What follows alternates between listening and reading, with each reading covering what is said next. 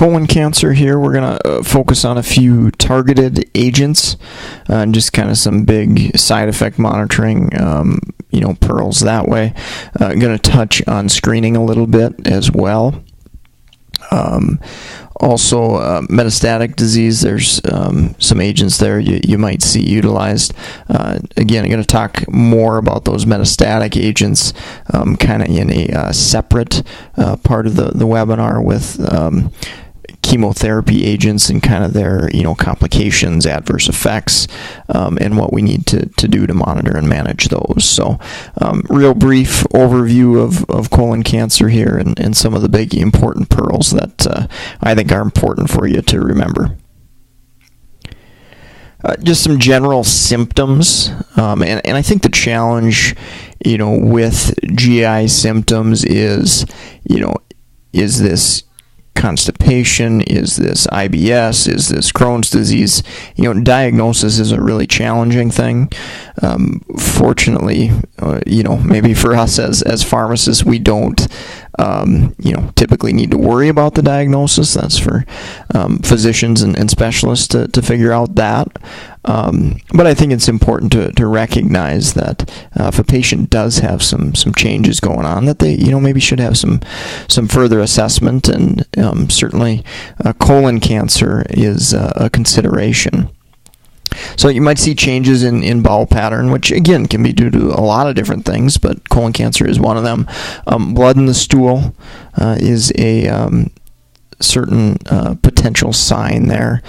GI pain, nonspecific abdominal pain, weight loss, unexplained weight loss, maybe a possible symptom there, and fatigue, which may or may not associate with kind of an anemia type situation from blood loss. Now, colon cancer screening, as far as a public health perspective, is certainly an important thing to look at and think about as a pharmacist.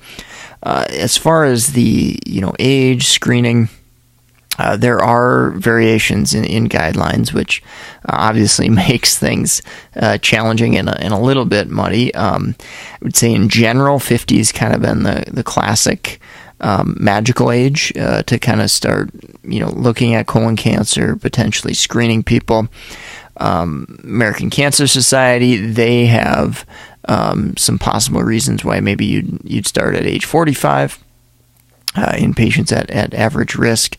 Obviously, if you've got patients at higher risk, big time family history or past cancer when they were younger or something, those are kind of common sense that we're going to probably look and screen those patients a little more frequently and or at an earlier age. Screening tools, again, that probably depends upon the risk to the patient. However, there are multiple different options because one of the big reasons is people do not like colonoscopies. Imagine that, right? But that is, one of the options to try to look and see what's going on and make sure we're not developing any type of cancerous or precancerous lesions or anything. Colonoscopy every 10 years. Colonography or sigmoidoscopy,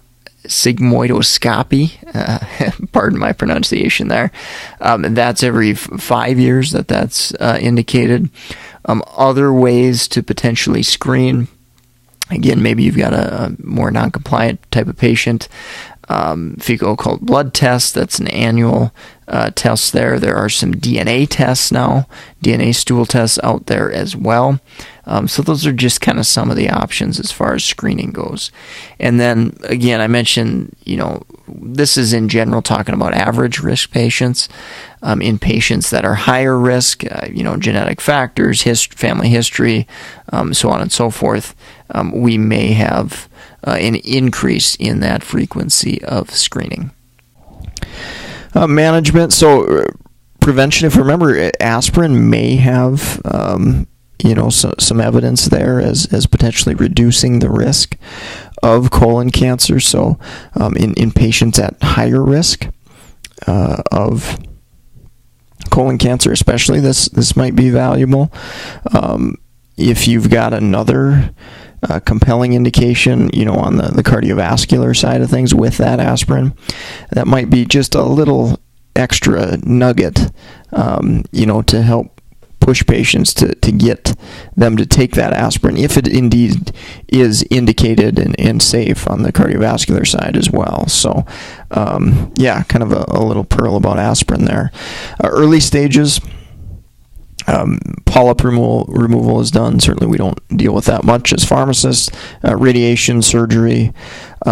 We do have some targeted agents, some medications there that we can utilize.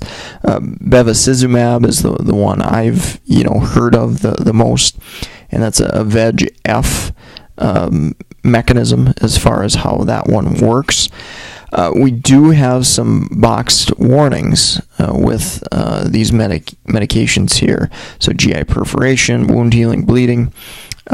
Also some concerns with raising blood pressure and potentially blood clot, DVT, PE issues as well. So again, kind of specific targeted agents for colon cancer here. Cetuximab is another one you may see in colon cancer. There is a boxed warning for cardiac arrest and infusion reaction, so that can certainly be a big deal, of course. Rash, low magnesium may happen with cetuximab as well. Again, that's mechanism is kind of epidermal growth factor there. Metastatic disease, not really going to talk about these agents here specifically. Again, we're looking at the big picture of monitoring and side effects versus selection and staging. That's really an oncology specialty type thing. I would focus your efforts on studying some of the side effects and monitoring of these agents.